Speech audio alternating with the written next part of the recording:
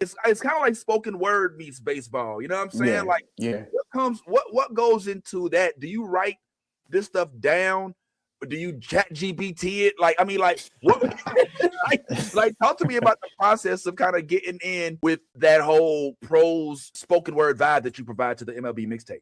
Man, honestly, man, I just like I watch sports all day. I look at comments all day. So I just really just go off the vibe of what I'm looking at. Like with Jazz Chisholm, I talk about his swagginess to the team, or I talk about Aaron Judge and how many home runs he can hit for the season. So it just really just comes off the cuff, really, and just how I'm feeling at particular time Nah, man, when nah, we I doing ain't, that nah. particular I'm tape.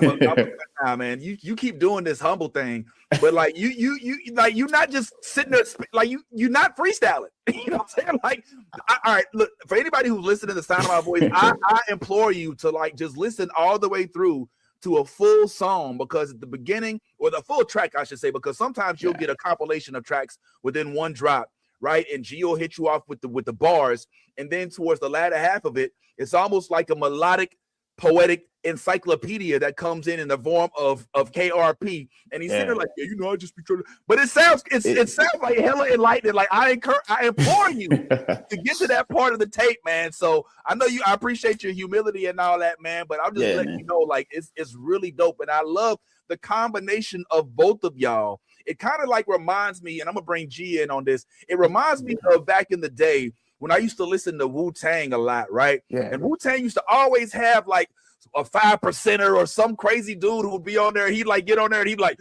you know, and the brother man said, and it, Right.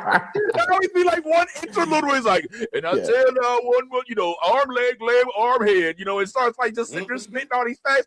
It reminds yeah, me of that combination of like, oh, I get the dope track, I get the dope bars, and I get the enlightenment through a poetic sense of information. And I yeah. just thought I'd big you up on it since you ain't gonna do it for yourself. I'll big you up on it real quick. Last couple things, and then we're gonna go ahead and let y'all go. You both have spoken very highly about one Rob Parker. You both seem to have different experiences in collaboration with him, but he seems to have been kind of like a conduit to your relationship, if you will. So can we talk about how instrumental he's been, not only in putting together and well, I shouldn't say put together. I'll let you tell the story of how everything came together, but like of having the vision of MLB Bros, you guys collaborating, him being open despite the fact that he does have like some national media appeal. Just talk about like how instrumental he's been in this entire process and how y'all met and all the other stuff. Go first.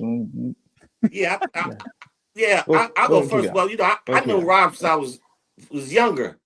We're from the same neighborhood in Jamaica, Queens, New York, Sayers Avenue. I used to see his picture up in the local deli where I worked, where I used to go all the time, and his column with the Daily News back in the 80s. And I always said, yeah, I want to write columns. I want to be in sports, right? I've wanted to be in sports since as young as I can remember, sports and music. That's my thing, using words. So eventually, I was in college. I had to do a story about a breaking news story. I reached out to Rob at Daily News. This is probably about 94, 95-ish. I knew he lived around my way. He hit me back eventually. We met at a diner. I remember my grandmother drove me there because my car was out. Rest in peace.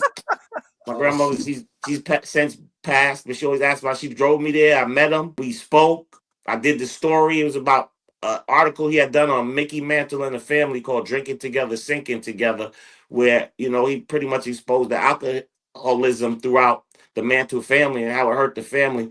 Of course, got a lot of feedback back then. That's the pre-internet days. That's when you write the column. So you got a lot of hate mail and different things. Even back then, Rob wasn't afraid to, spit it. And, I got a good grade on the assignment, but even better is he plugged me. He plugged me at a newspaper, Newsday, at the local newspaper. I started doing high school sports. That's all I wanted to do. I'm great at that. I was killing it. Boom. Then that took me, to other places around the country to work for newspaper, magazine. I did some radio. And Rob really was just, the motivating factor throughout everything. He jump-started everything, gave me my first opportunity to express myself through sports, to get in them doors. And we've just had a relationship. He's my son's godfather. So we've had a relationship from then, 95, all the way through now, through everything he's been through everything I've been through. Our relationship has been solid. He been like a big bro to me, and now he's my homie. You know, we're both men, and he's still my big bro, but we're more close friends where we'll both rely on each other. You know, it's not a one-way street. And I love him. He's been a mentor to so many people, and he's influenced people like myself to be mentors to other people. And that's why I'm so open and willing to help whoever. I'm open and willing to work with whoever, especially someone like KRP, because I really think it was destiny. You know, it's hard, Vince, because what people think rap music is now, or just music in general, they probably wouldn't even don't give much of a chance to listen to an informative baseball song, right?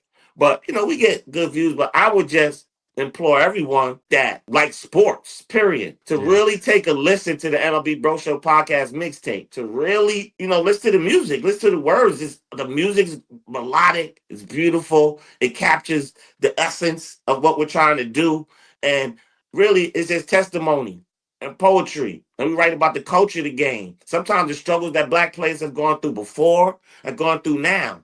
It's a very polite way to complain sometimes and also to rejoice. Celebrate the unity.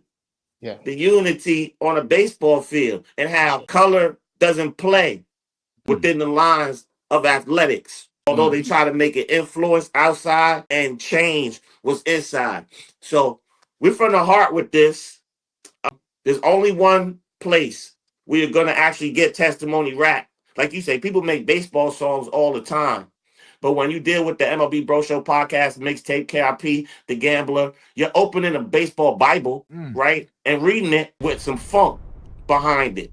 Come on. And who could knock that? Why are you getting a lesson?